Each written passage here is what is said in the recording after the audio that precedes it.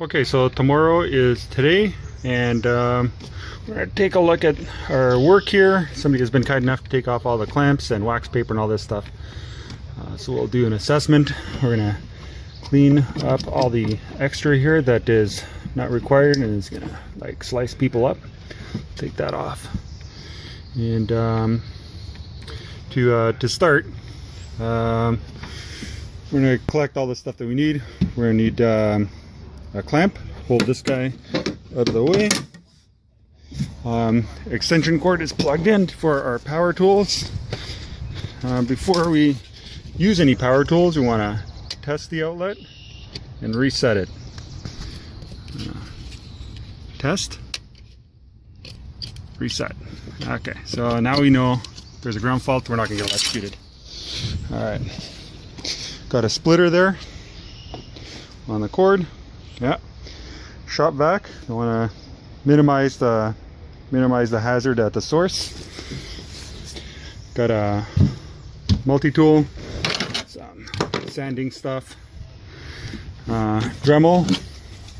Got a diamond cut. That's this tooth pattern, I guess, on the bit with an end cut. Oh, the end of it is sharp. It cuts on the tip. It's made out of carbide. So it's made for fiberglass. There are other bits that come with Dremel, but carbide diamond cut is the only one to use on fiberglass. Everything else gets worn out way too fast.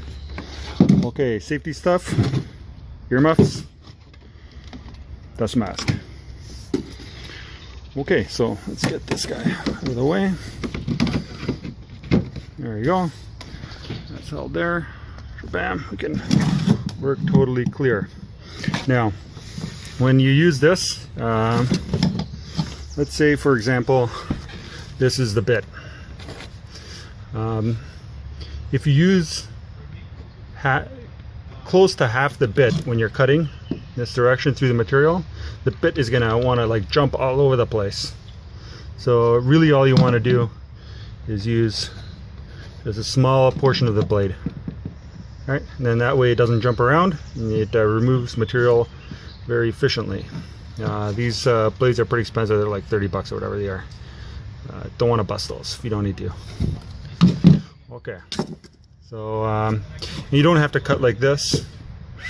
You can cut on an angle, you know, this way, like that. Whatever. We'll try something out here. Okay.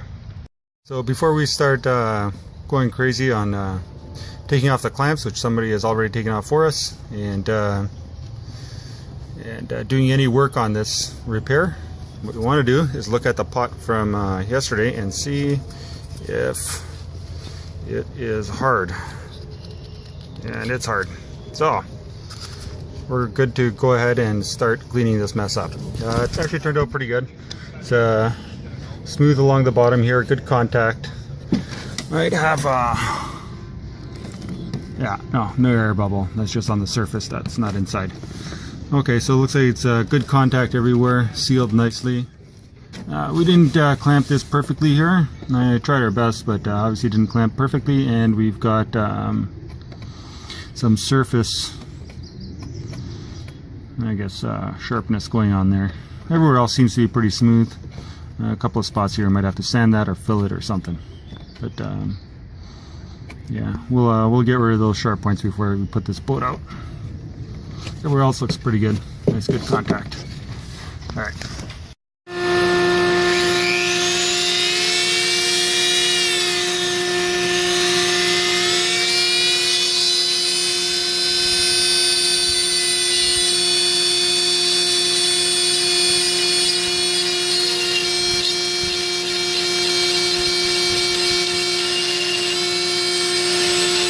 Okay, so that went okay. 2 hands is better than 1. I'm making a video, so it is what it is. But here you go, nice and smooth. Knocked off all the sharp edges that we could here. You noticed yesterday we put soap on here so nothing would stick, and obviously nothing stuck. Nothing there. Okay, awesome. Have a little bit of sanding to do in here. Oh, where is it? There it is. A little bit of sanding to do in here. It's in there because we got some sharp edges here. We just knock those edges off. Sand through this area a little bit. and I think we're going to be good to go on this one. Okay, so we completed sanding this. All the edges are gone. Nothing really here to catch on. And it's nice and smooth. Okay. When using this guy here, sometimes these get clogged, so I use one of these erasers. It's carbide impregnated rubber, and while the thing is running, run this across the sandpaper and gets rid of all the junk. You're good to go again. Also remember, keep the vacuum going, wear your PPE, and life is good. Okay, after this we're going to do testing, but that's another video. Very good. Thanks for watching. So here's an example of clamping. Clamping does not always have to be like a physical clamp, squeezing something together, like those guys. Those guys, they're clamping down, but it's using gravity. Also, they were using tape there to clamp the wax paper to the side of the hull. So like, it doesn't have to be super strong, just keep it there so that the fiberglass doesn't fall off, really is what it comes down to, and to keep the fiberglass pressed into the corner. So here's an example. Some clamps and some paint mixers, really. Wait, could have used sandbags, really. That would have worked too. Anything to hold it in place.